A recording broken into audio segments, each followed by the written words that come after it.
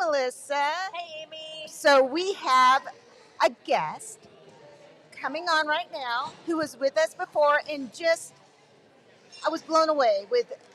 She made such an impression on me. I started stalking her on Facebook, and I love stalkers. She's just amazing, and it just kind of helped fill that gap of what I didn't understand about when our kids go to college. So go ahead and introduce yourself. Hi, everybody. It's nice to be back on the Dyslexia Duo podcast with my friends here. I'm Elizabeth Hamblet. I'm a college learning disabilities specialist and the author of 7 Steps to College Success, a pathway for students with disabilities. Yeah, I took your book and I gave it to somebody who has a kid getting ready to go into college, and I'm not sure I'm getting it back. I can get you another copy, Amy, no worries. Okay. We had good feedback from your podcast the first wonderful. time. A lot of people liked what you had to share. I mean, it is, I'm so glad that people are finding this information. The central challenge of my work since I started doing presentations about this in 2008 is first of all, how do I get people to seek out information they don't know they need? Like, that's a real mental puzzle. Right. If people assume that they know what it's like at college, why would they ever go looking for information that might contradict that? And also, people are getting a lot of bad information about what happens at college. And so it is, there's some other colleagues of mine and college consultants I know who are out there who are doing really good work as well. But it just feels like, what do they say, like trying to sweep the beach? Yeah, I get that for sure. Yeah, well, I had no idea all the things that were available to those with learning disabilities going into college until you really spoke to us. I mean, I had little glimmers of things here and there, but when we work with elementary school students, we don't really get a lot of exposure to that. So, well, and there's a lot of stuff that you're working on at the elementary level that hopefully by the time they get to college, right, they've kind of established. And so it is important for folks to know, as I spoke about today at the conference, that there are a number of accommodations that schools provide. But also equally important is knowing what kinds of accommodations we don't provide so that you can spend, not just maybe their 4 years of high school, but even sooner, starting to have an eye toward the kinds of skills they'll need by the time they graduate high school. And consider over time, we build the skills hopefully first, and then we start to peel away some of the accommodations, because what's most important to me is your students' confidence levels going into college. And when they are not meeting the same, requirements as their classmates, or they're doing it only through a lot of adult support, one of my biggest concerns is how they're going to feel going into college. It's a scary time in and of itself. Right. I think so. And then, yes, you could theoretically hire somebody to kind of be on Zoom with them the whole time, but I think it's still different, and I want them to go knowing that they can do they may not be getting all A's, but a lot of their classmates aren't either. I was just so thrilled to see that you were going to be one of the keynotes here. I mean, when I opened up ALTA, I was like, no way. That's amazing. Maybe because of my appearance on your podcast. Who knows? That's what I don't know. And I was going to tell you, I know I had brought up during the podcast about my daughter and how she was had almost every accommodation in the book. And then she went over, of course, I didn't realize that she would switch over from her accommodations into modifications for 504 when she got into college. And we were kind of worried about her going into college. She's finished. She sent me her GPA. She finished this semester with a 3.5. Yeah. I'm applauding here. So excited. And her professor she's doing studio art, wrote her this, the handwriting was atrocious, but this lovely handwritten letter saying that he's really watched her grow in confidence, and he always looks forward to what Sydney's going to do because it's just so unique and original. Isn't that beautiful? I would have never expected that personality to shine through. Something we knew about at the house, for her to do that in real life. Yeah. Oh, isn't that wonderful?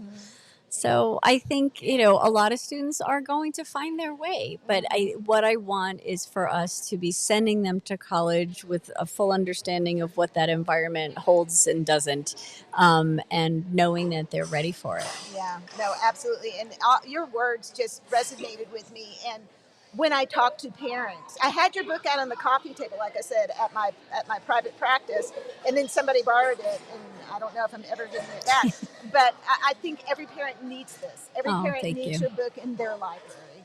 Well, and I want to always start by saying to parents that I believe parents do everything they do for their kids out of love and believing that this is the best thing for them. And sometimes well-intentioned supports can be counterproductive towards students' development, and that's the thing that I think we need to keep an eye on. I agree with that completely, and I know from my own personal experience, having a 25-year-old son now who's out on his own. Yeah, I see things I wish I would have done differently. I babied him too long. I hope he's not listening to that.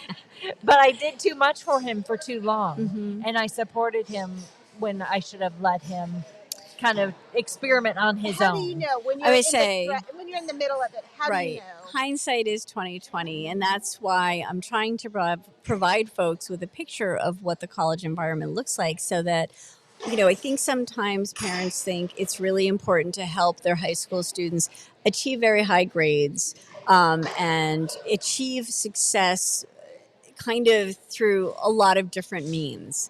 But if it's not the student's own accomplishment, with the kinds of accommodations that they'll be able to get at the college level, it's setting them up. It's building their GPA, and maybe that provides them with opportunities. And I'm a parent too. I'm not here to say that's a bad thing, but I think it can be short-sighted. And so, those today in the conference, I provided examples of some things that students asked for. And, we talk about the level of support. Professors are not going to email an individual student the assignments. Right. We need students to be going into the course management system and locating the information and getting themselves started. That's not something that we provide. And so when you have students who work with somebody every single day and they just sit down at a table and somebody says, okay, here's what we're going to do. That is the first opportunity to start saying, how do we switch this around? Right. It's almost like you're the fortune teller for what's to come. Yeah. And somebody on the lower end needs to kind of see how that's going to play out in the future. And that's why we all need your book. Oh, thank you. All of us. I appreciate that. Well, and I think too, as I talked about in today's talk, some of the stuff that we're talking about, the self-advocacy piece, is important. Whatever they're going to do after high school, they're going to go to work. There are reasonable workplace accommodations, but in the same way as what we talked about with college, you have to be able to perform the essential functions of a job with reasonable accommodations. And so, if there's a job that you want and the support you need to be able to accomplish it aren't considered reasonable, then that's probably not a job for you. Right. So, right. That's a good thought. Yeah, you've got such a wealth of knowledge, and I hope that a lot of people are going to be listening to your book or reading your book or, taking note of what you have to say. Well, I appreciate you having me on, because the more people we can reach, my goal is to make sure that all the educators working with students have a realistic picture of the college environment so that they can use that information to inform the planning that they do for students and be thoughtful about accommodations and supports. So if somebody wants to reach out for you to provide a lecture or something, what's the best way for somebody to get a hold of you?